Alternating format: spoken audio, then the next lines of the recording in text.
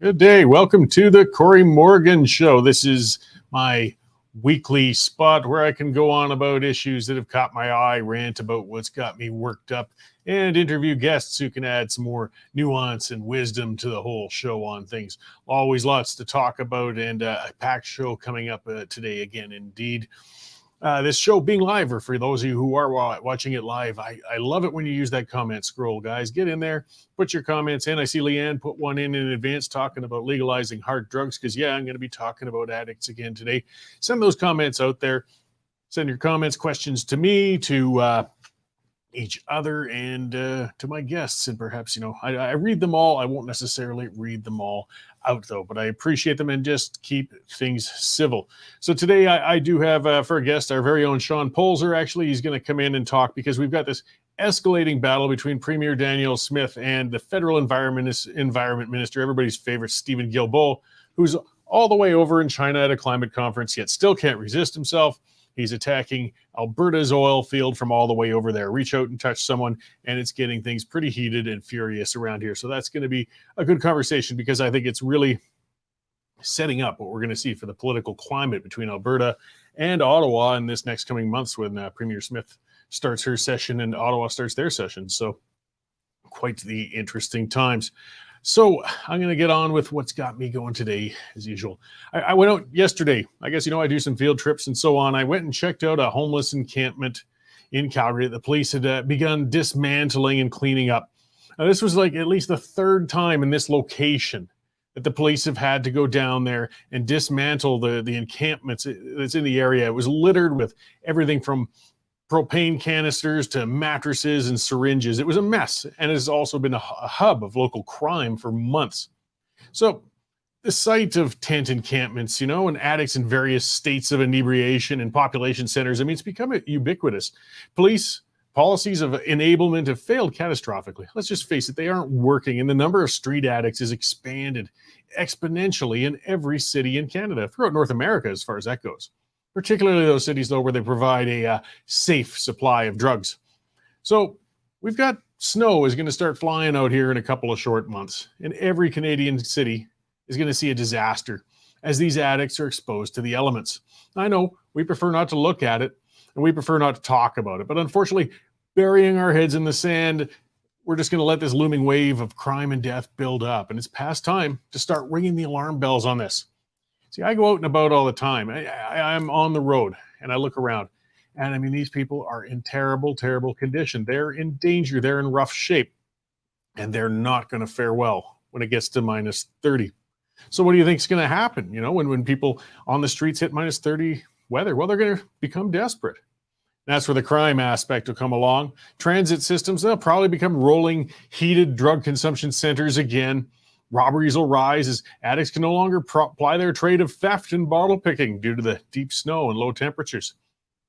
The fentanyl addiction, it's a crisis like we haven't seen before. That drug is plentiful, it's powerful, and it's incredibly addictive.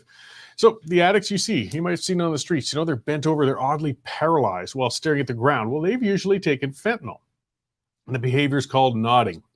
Now, sometimes they just simply fall and pass out with a pipe in their hands. Other times they stand there strangely like that after smoking their chosen poison. And the drug can be laced with a number of substances. Now, the drug consumption in itself, of course, is dangerous enough, and that's killing thousands of them every year. But when it becomes far more dangerous once the Canadian winter sets in, what do you think is going to happen when they nod off and it's minus 30? They're going to lose digits, or they're going to die. Death by exposure. The issue isn't a lack of shelter in general. It's a lack of shelter for addicts. I've been listening to advocates and the usual anti-poverty folks. They feel that if they oppose poverty hard enough, it'll go away. I see them talking on social media, and they're saying, we need more affordable housing. That's the problem. Come on. Yes, we do.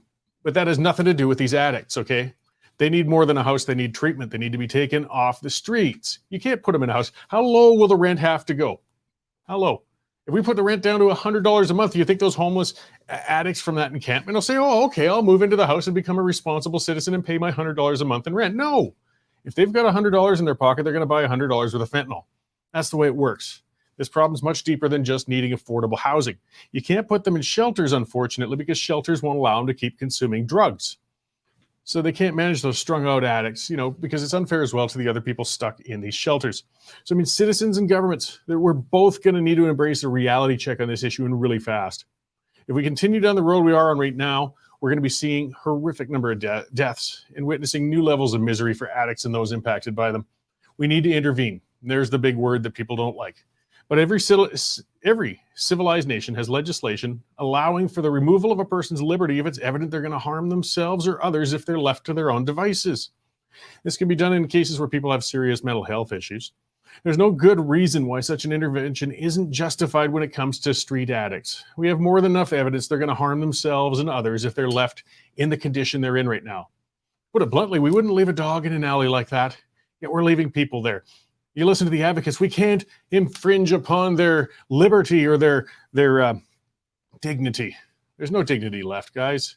They've hit rock bottom. But the next thing that's going to come is they're going to die. And yes, when we intervene, the success of treatment, and things like that, it's low if the addict didn't come in willingly. But the survival rate of the street addicts when left alone is even lower. So we really don't have much to lose in intervening. And cities right now should be seeking out and securing heated spaces, somewhere where people can be kept when that need comes, because it's going to come. And, it'll be, yes, a space to warehouse addicts, somewhere to safely take them when we do take them off the trains, when we do take them out of the alleys, when we do take them somewhere, put them on a cot, get some heat on them, get some food into them, and hope we can push them into treatment. But if we keep pretending that this is just a lack of affordable housing, we keep turning our heads and saying this addiction's manageable, if we could just give them enough safe supply, they'll be okay. Guess what? You take fentanyl, even if it's government supplied, when it's minus 30, you're probably going to friggin' die. There's no safe supply of that. Quit listening to these enabling idiots, and let's get prepared, because we're going to have a disaster on our hands if we don't do something with the addicts when it comes to, there's so many more of them out there. And winter's coming, guys. Winter's coming. All right. Well, that's what's got me wound up today. Let's check in and see what else is happening out in that big bad world with our news editor, Dave Naylor. Hey, Dave, how's it going? Yeah, I think you're right, Cory. I think winter is coming. Driving in today along one of the streets I go, all the trees were, mostly turned yellow. Kind of depressing in a way, isn't it? Yeah, I know. I'm not a fan of winter. I never will be. No. Hopefully we get an indigenous summer, and that we'll stay warm for a while. But hey, I hear your visitor is back. Oh, the black hairy fella. Yeah, he was wandering around behind our house last night. Actually, Jane updated that with another video at 5 a.m. It looks like another bear walked by that spot. So I'm thinking it might be the pair of cubs that were there earlier, kind of grown up. So I guess my battles to try and save my beehives are going to start again pretty soon. Yeah, and you got it all electrified, and everything's good this year, you think? I hope so. I've really upped the electric fences. I got some spiked boards that are going to be going up, and I'm going to put those Halloween decorations out that are going to dance around and make noise whenever something comes close. So I'm going to defeat those bears this year, darn it. Awesome. Well, I wish you luck on that. Busy news.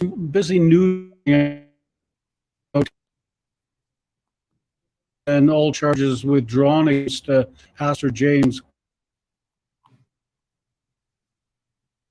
Edmonton, the court today joined a list of many other people who are having their COVID charges thrown out, including Pastor Tim Stevens today on the Fairview Baptist Church. They were thrown out. So, all these people battled against the COVID and COVID restrictions appear to have won their case. Also, big news this morning with the feud between Alberta Premier Danielle Smith and Environmental Minister Stephen Guilbeault. He's over in China now, talking to them, and instead of giving China some advice, he used it to shred Suncor. And they announced a couple of weeks ago that they were sort of giving up on renewals and going hard on just oil production itself. So Guilbeault says that means his efforts to cap emissions are even more needed. To which Premier Smith today unloaded on him quite heavily. So, and I understand you got my colleague Sean Bolzer coming to talk about that. It's a developing good national story. And our NDP friend, Charlie Angus, he took a shot at the Western Standard yesterday, basically saying, we were partly to blame for the death of Annette Lewis. She's the Edmonton woman who died last week because she refused a COVID vaccine and was denied a transplant because of it. And Charlie thought we're to blame.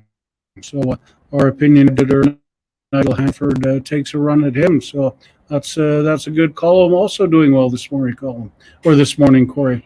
And I draw your attention. I know you're a bee guy. Earlier this morning, we printed a story on bee horror in Toronto. 5 million bees on the loose after a truck carrying their crates crashed.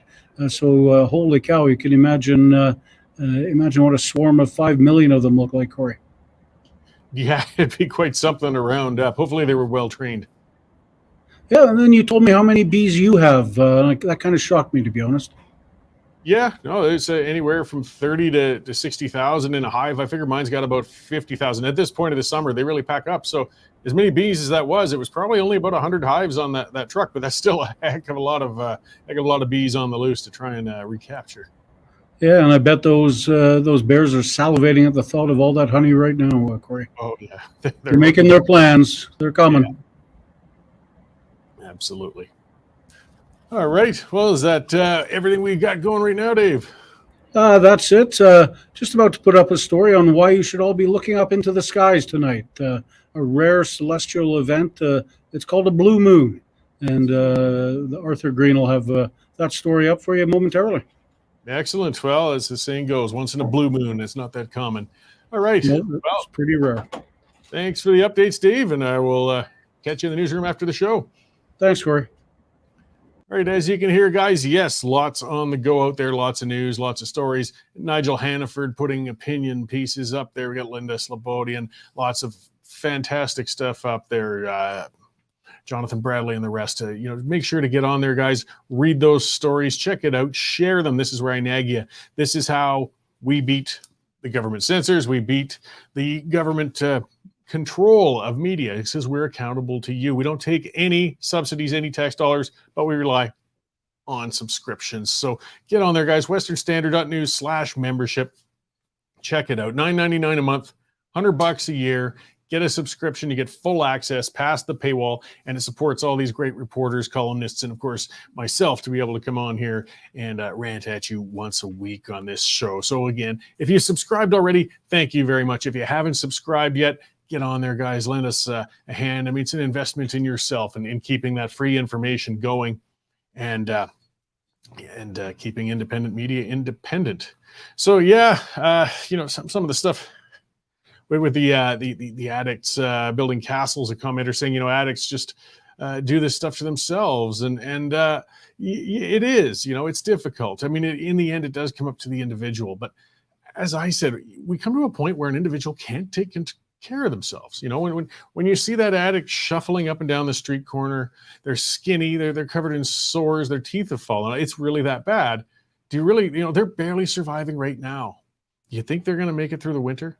Like, we've got to just face the hard reality. We need to intervene. There's no easy answers to this. But I don't want to keep hearing the stories that will be coming this winter of emergency services personnel having to keep extracting, bodies and such of people who have passed on from exposure, due to being basically on the fentanyl and other such drugs while outdoors in this weather.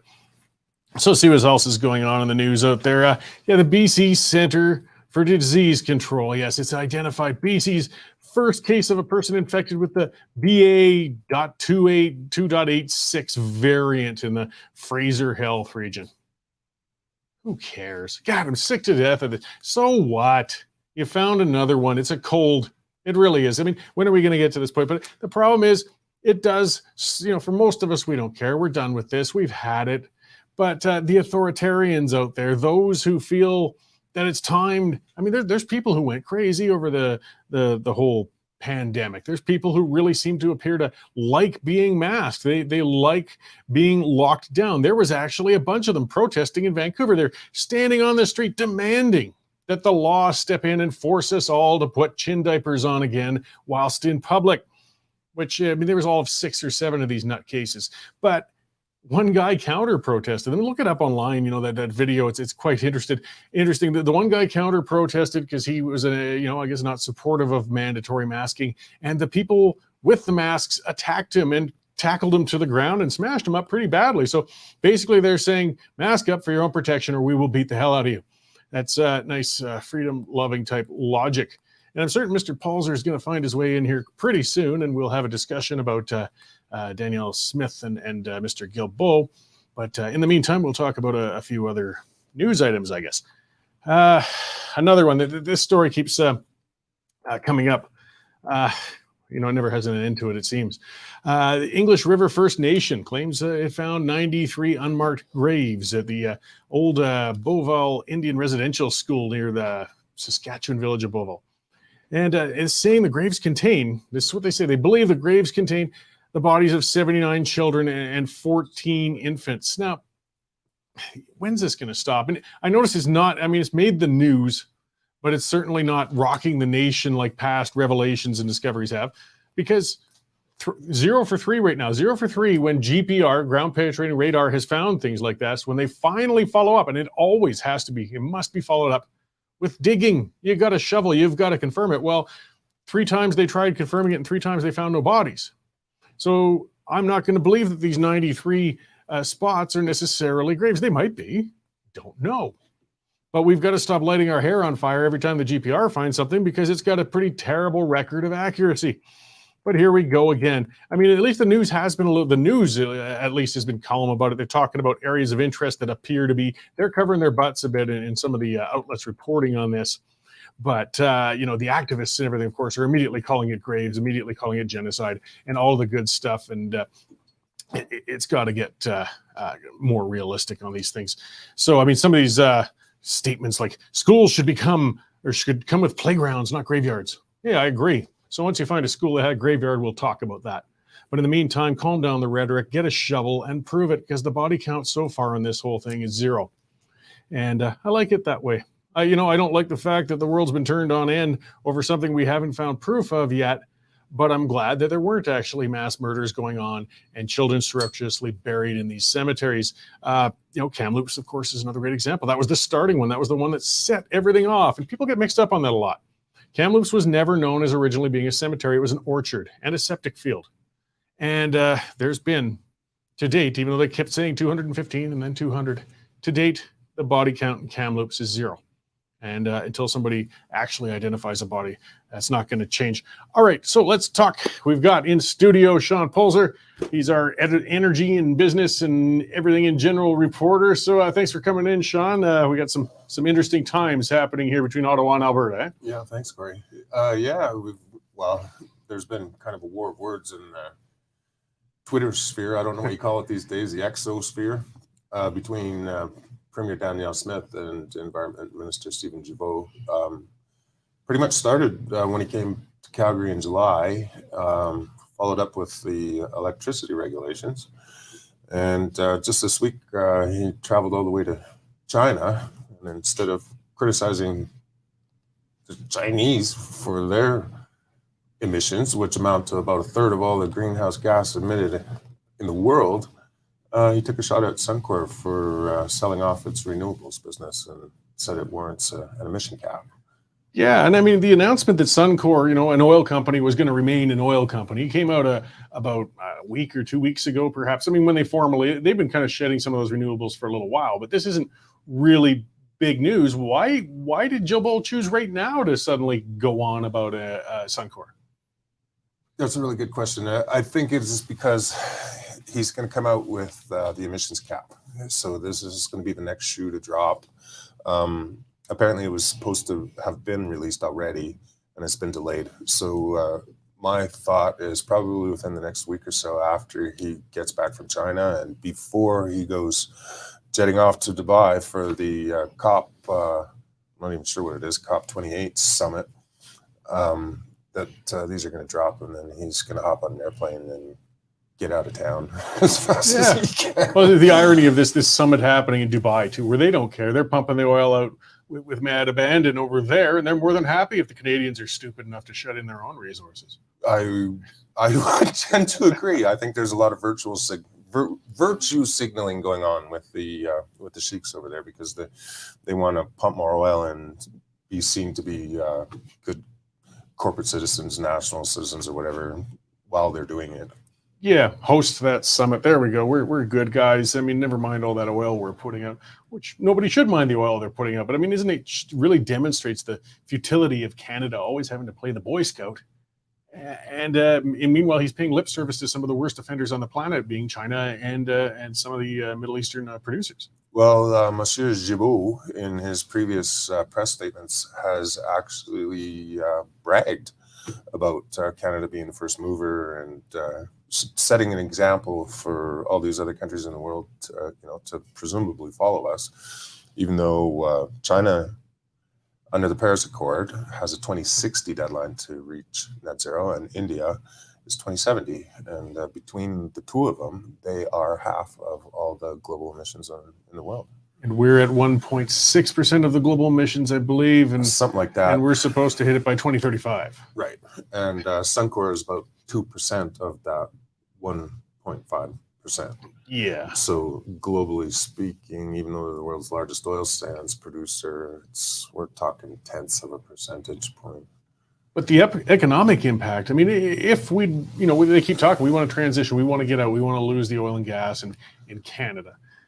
I mean, it provides a massive resource for the federal government. I mean, people seem to forget that. Some of the supporters in Toronto or Montreal might not realize, but a lot of these social programs they're enjoying are due to this oil and gas being generated out here. Well, they've got a rude awakening coming, because I think that the policy of the federal government is actually to make oil production so expensive that it just becomes an uneconomic proposition, and producers will basically be forced to leave it in the ground.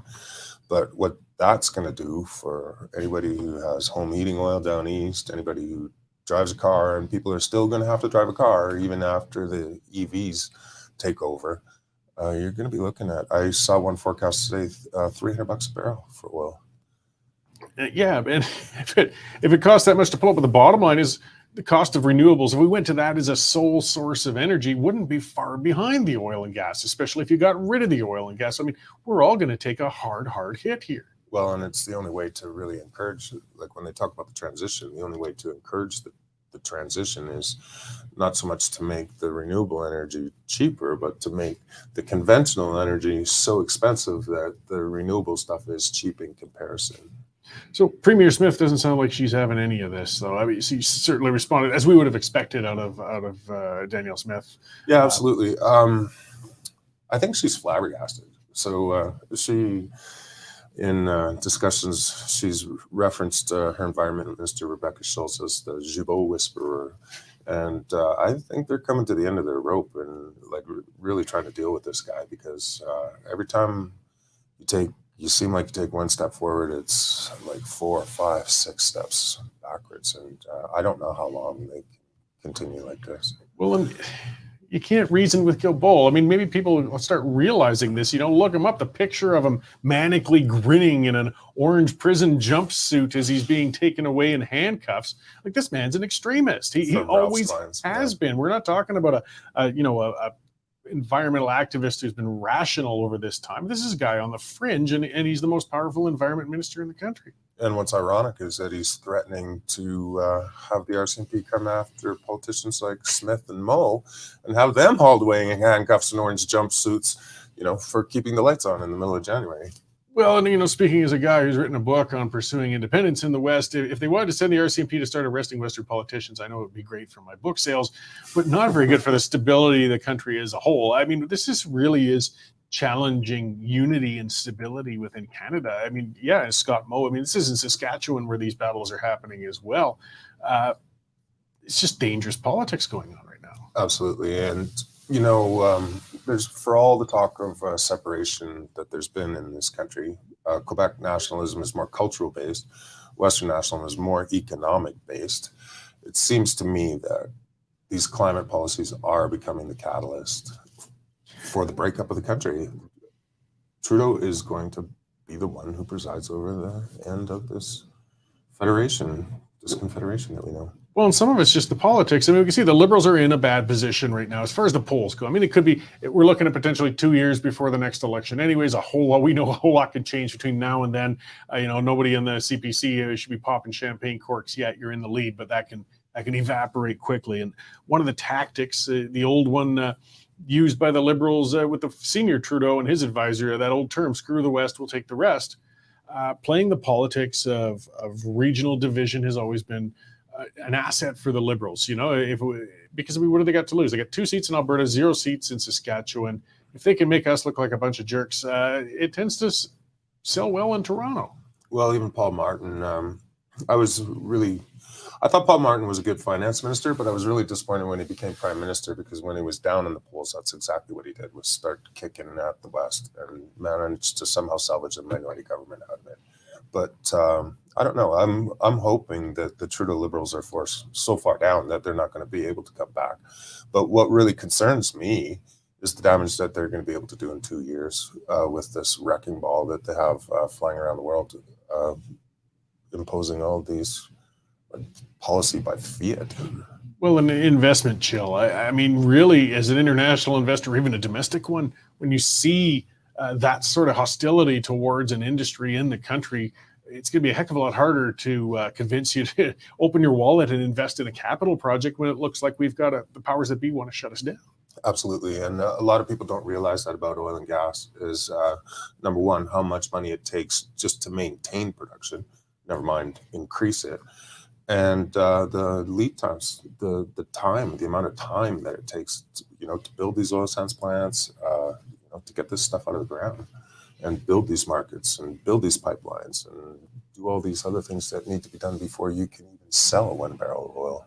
Well, something else, I mean, that really poked the stick in the hornet's nest, and that came from the Alberta side of it. I'm kind of throwing a curveball. We didn't speak on this, but still, it's a part of this issue. Was the moratorium or the freeze on renewable permits for the next 6 months in Alberta that Premier Smith's government imposed? I mean, that certainly infuriated those who feel we're going to fully transition into renewables soon. No matter how you look at it, that will slow the development of these renewable projects to a degree. Do you think that something's going to be resolved, some better regulations and so on, and those projects are going to start getting rolling again? Or? Well, right now it's kind of like a Wild West, and Texas had this problem when it froze a couple of years. So here in Canada, when you have the natural gas wells and it goes down to 40 below, you have these things called freeze-offs. So there's a certain amount of production that gets shut in just from the cold. And in Texas, obviously, they're not ready for it and they're not prepared. And when their gas went down and they had to rely on the renewables for their grid, it was just havoc. Like people were getting power bills that were like tens of thousands of dollars. And there's a very real possibility that if you don't have that backup for all the renewable generation that people want to come online, that it is going to destabilize the grid. Yeah, so I mean, it's not the renewables themselves that are problems. It's a worry about the dependence on the renewables as a source. Right, and especially when they're intermittent. By definition, they're intermittent. And, I compared this with our other colleague, Nigel Hannaford. So OPEC, Saudi Arabia, they drill wells and then shut them in and just leave them there and drill the capacity, right? Well, it's a lot like these windmills that only run 30% of the time. So you're spending all this money to have an asset that really is only 30% efficient, and you can't rely on it when it's not there, when you don't have the other stuff to back it up. And solar is horrific. I mean, we're in the northern hemisphere. The time of year when we would need it the most as a backup is often cloudy, and we only have about 8 hours of daylight. So it's a very, very limited generating source for us. Well, I'm kind of surprised that Alberta is actually one of the prime locations in the country for solar.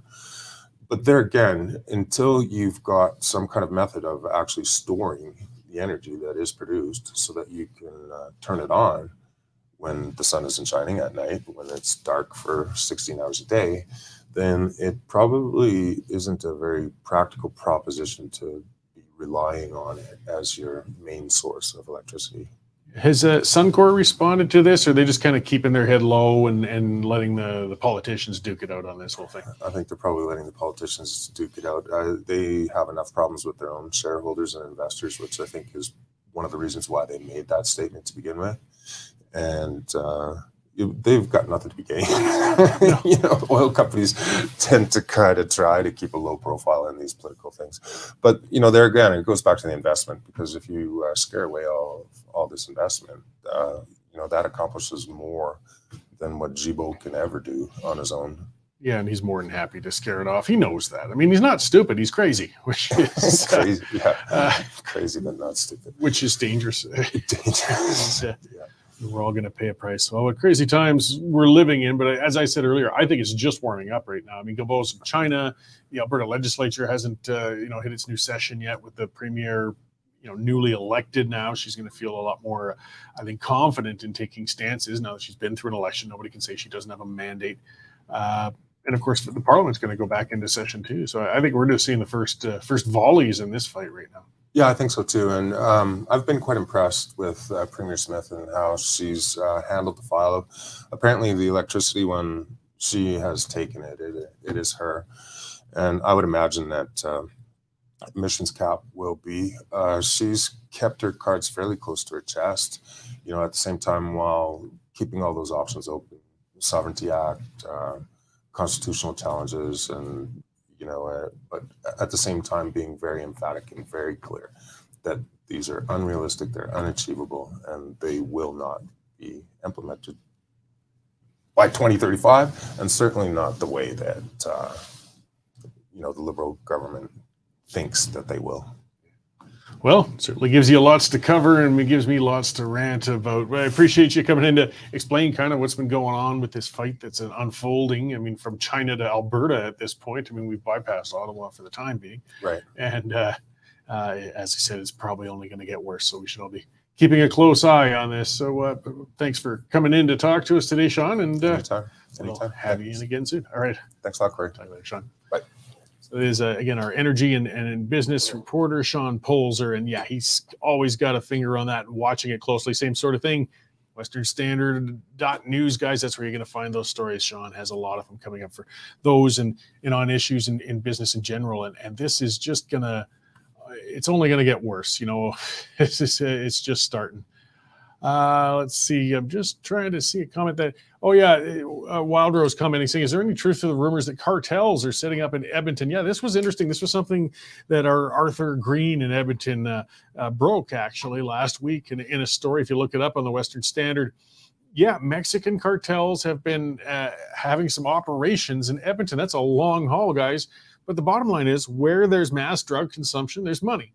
And where that money is, the drug dealers are going to follow. And that's why we're seeing some of the stuff. Yeah, Arthur's story was very interesting, talking to people and breaking that down. And these syndicates, these cartels, they're organized. And that's why we see the shootings going on. That's why you get the shootings in the malls and the shootings in the streets. I mean, it's happening in Edmonton, Calgary, Toronto, because, I mean, these are nasty people.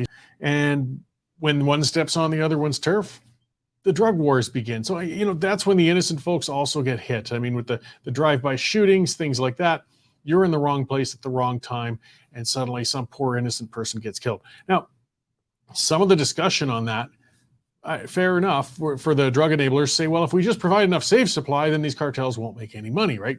I mean, it's the same logic that prohibition with liquor, the mafia was never at its strongest than when liquor consumption was illegal in the United States and in Canada. And they could, of course, illicitly supply it to everybody because everybody wanted to keep drinking. There's some truth to that. But the issue is that, again, these addicts aren't on something. They're not like people who like to indulge. There's a lot of casual drinkers. There's a lot of people who enjoyed a few drinks. A lot of people can responsibly enjoy a few drinks. You can't responsibly have a little fentanyl. You can't just socially smoke meth. It doesn't work that way. You become an addict. You become one of those zombies on the streets.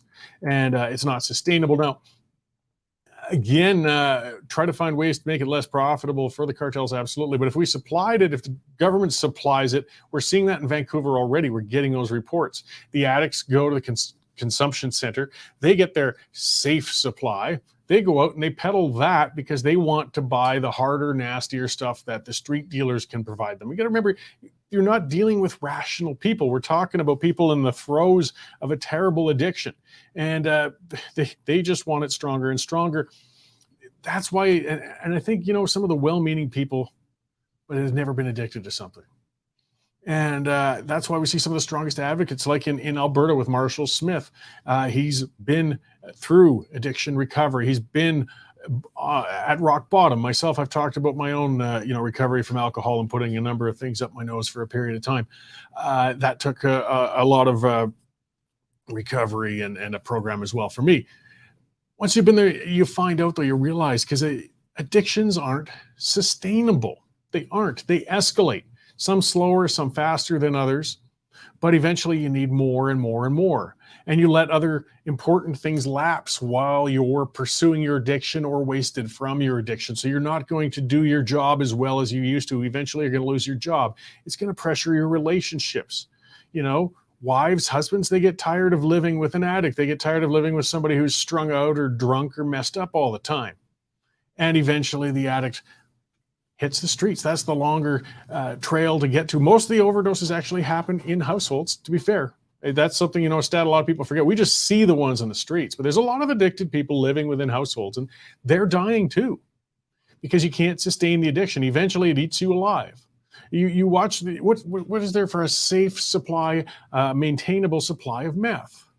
You look at a meth addict. Their teeth get eaten out of their head. They're covered in sores. They get skinny. They get drug-induced psychosis. You can't sustain that. There's an addiction enablement center in Toronto. It's really been in the news a lot lately because it turns out part of their mission statement was saying that we're never going to try and tell people to stop taking it. Well, because they want, no questions asked. Well, they act and imply as if you can just carry on with that addiction. You can't. It's going to kill you eventually, or you got to get off of it once you get down that road. And that all just comes back to where I'm at. But you remember, again, you see, the ones who are saying we need intervention, the ones that are saying that we need treatment, are those of us who've been through it. The ones who are, again, well-meaning, perhaps thinking enablement and extending this sort of thing and safe consumption will lead to a good end, are people who've never actually gotten to enjoy the real feeling of being in withdrawal and having your life start to get out of control because you found yourself dependent on a substance that's not doing you any favors. So we got to stop listening to those clowns. I don't care how well-meaning they are. I don't care how many textbooks they've read, and start listening to the people who actually manage to get out of that spiral, because they're going to offer much better advice and realistic advice, even if it's advice people don't want to hear. All right, let's talk about information that apparently we're not supposed to hear as well. This is an interesting one that popped up from our federal government and our heritage minister, Pascal Saint-Onge. I know I'm probably ruining the French pronunciation. I don't care. Tired of them shutting down our oil anyway, so I'm going to keep mispronouncing your names until you're nicer to Alberta. Either way, she's our heritage minister, and she's taken it to federal court to block the release of some records at the Federal Information Commissioner. So this is the person in charge of giving us our information. There was a mandate letter she got, and it was promised to ensure the commissioner is empowered to order government information to be released. Well, the commissioner is trying to order information to be released, and the government is taking the commissioner to court saying, no, we don't want to release it. Guess what the information's about? Firearms legislation. Yeah, so, this comes back to an individual, I guess, in Ontario who's using the Access to Information Act, who wants to see some of the files and documents involving firearms and management. And some of them go back a ways, I guess, the 1970s. They were requested 2 years ago. Why? Why do we have to fight for the information we own? It's ours. It's our government. We're the citizens. See, this is the lopsided world we're starting to get into, and it's dangerous and it's bad. The government's supposed to answer to us, not the other way around. When it comes to us asking for information, the default should be that we get the information until and unless they can really make a solid case as to why we shouldn't be allowed to see it. There's some areas, certainly national defense, things like that, some contracts with private companies that perhaps it's inappropriate for us to see the information or of course, personal information about those working at the government. But firearm records? No, you don't like the political information getting out. That's our information.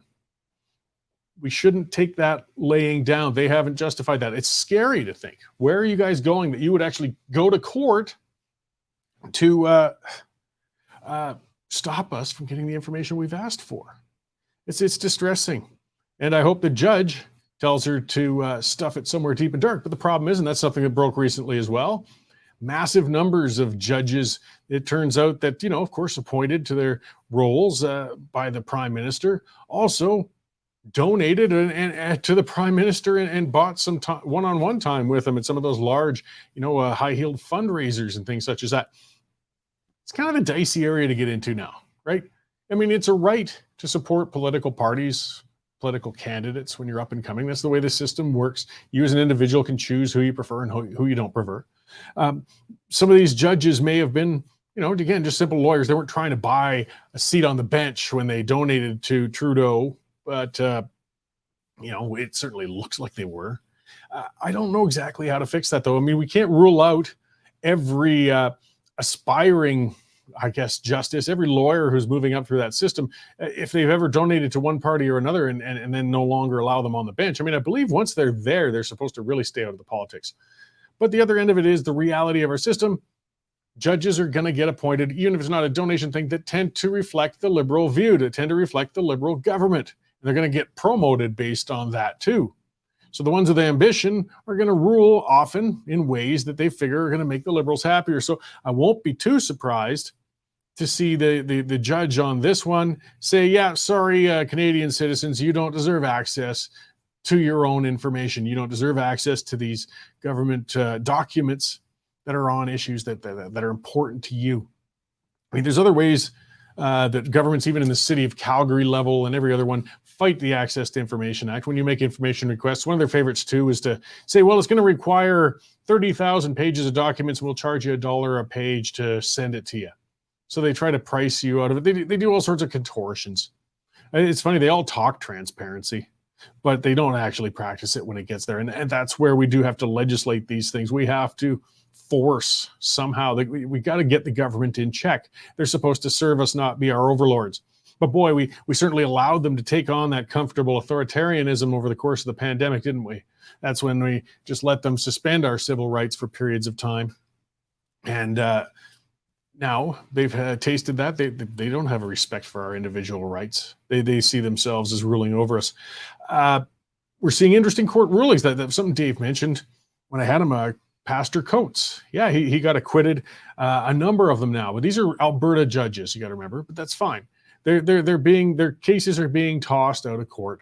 And these are guys that violated the COVID restrictions and health restrictions and things at that time.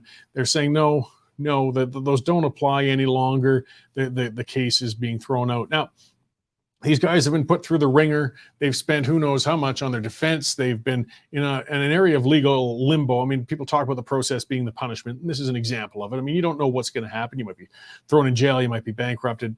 It's scary, no matter who you are, even if these guys are willing to stand up to these things. But it's still great to see these being thrown out. Because, as I said, the lunatics who like masking, the authoritarians who like lockdowns, the ones who think we should impose and coerce vaccination upon people. See, I don't have a problem with vaccination. I have a big problem with coercion, though. Ask me to get vaccinated. Don't force me. Don't put me out of work, stop me from traveling, stop me from going to school, ban me from restaurants if I might choose a different medical path than you. These people stood up to it. And in the end, though, it got thrown out. Now, if and when, and unfortunately, it's probably a matter of when, something else comes along, a new variant, a new virus or whatever, and they try the lockdowns again, people are going to be a lot more prepared to stand up to it. When they see, hey, in the long run, the courts are going to throw this out. This didn't stand up to the scrutiny of a true unbiased justice. These rights are being violated. It's not correct, and I will be acquitted. So I think there's going to be a heck of a lot more pushback if the government dares to try and start bringing in some of these legislations again. Again, particularly in Alberta, we certainly got an outspoken premier here saying, no, it's not happening again. Let's see. I'll run through a couple other things quickly. Speaking of wackadoodles, there was a environmental protester who threw that pink paint on a painting, a Tom Thompson painting, a very valuable one, a rare one in the Canadian Gallery. What is it with these morons? You think you're really bringing us to your cause? I mean, they're just attention whores. We understand that. They're just, hey, look at me. Hey, look at me. Either way, part of the problem is we really need to start punishing these guys severely. Give him 30 days in jail. I mean, he looks like a pencil neck little dork. Let's see how he does in remand for a little while. I suspect he'll never do it again. But as long as we keep slapping their wrists and giving them $100 fine for dada to pay off because he probably came from some nice privileged upper class household in the area, it's not going to stop him from wanting to do it again in the future. The only thing that's fortunate, I guess, is there was a glaze on the painting and this idiot's paint came off of it without doing any major damage to it. But this trend with these environmentalists, it's got to stop. They've got to start actually having some degree of consequences or penalty for some of these stunts they're doing. Final thing, the News Act has been delayed until 2025. This is C-18. It's blown up in the Liberals' faces. Meta stopped sharing news links. It didn't affect their traffic. They don't care. They make their money out of cute kitten videos and people putting up their food pictures from when they're out at restaurants. It didn't harm them a bit when they called the Liberals bluff and stopped the news links. It did harm us a little bit at the Western Standard. So I'm going to leave you guys off, though, with one more little plug. You can't find our news stories on Facebook, Meta, any longer. Maybe that'll change down the road. But until then, make sure to share our link with other people. Share it on Twitter if you're on there. Let people know how they could subscribe directly so we can get that news out to you guys. I mean, we weren't 100% dependent upon Meta to get out there, but it harms us getting to new people not being able to get the links out there. So it's just one more thing that makes it a little more challenging as an independent outlet. So, I mean, C-18 is failing, and this thing is going to be repealed eventually. But, who knows if Meta at that point is going to say, you know what, we'll start allowing links again. I don't know. That could be years. So, I see right now, all the comments are coming on YouTube because we just can't get out to Facebook any longer. So share that, guys. Keep those memberships coming. We really appreciate it. And to all of you tuning in today, guys, thank you very much for tuning in this week. Watch for the pipeline coming up later on this evening. And we'll be back again this week at this time, and I'll have a whole bunch of new things to complain about. Here's an update on commodity prices in Lethbridge for today. Cash barley is steady at $3.50, feed wheat is unchanged at $3.65, and corn is down $2 at $3.65 per metric ton. In the milling wheat markets, December Minneapolis futures are lower 4.5 cents at $7.81.5 per bushel, with local hard red spring bid for September movement at $9.15 per bushel. Looking at canola, November futures are down $2.30 at $8.09.50, with delivered values for September movement at $18 per bushel. In the pulse markets, nearby red lentil prices are higher a penny at 34 cents per pound, and yellow peas remain at $11 per bushel. And in the cattle markets, October live cattle slipped 60 cents at $180.88 per hundredweight. For more information on pricing or picked up options, give me a call at 403-394-1711. I'm Matt Busicum at Marketplace Commodities, accurate real-time marketing information and pricing options. Canadian Shooting Sports Association. Without the CSSA, our gun rights would have been taken long ago. These guys are on the front lines helping to draft smart and intelligent firearms regulations and legislation in Canada, and more importantly, educating the public about how we keep guns out of the hands of the wrong people. To become a member, it's absolutely worth every penny.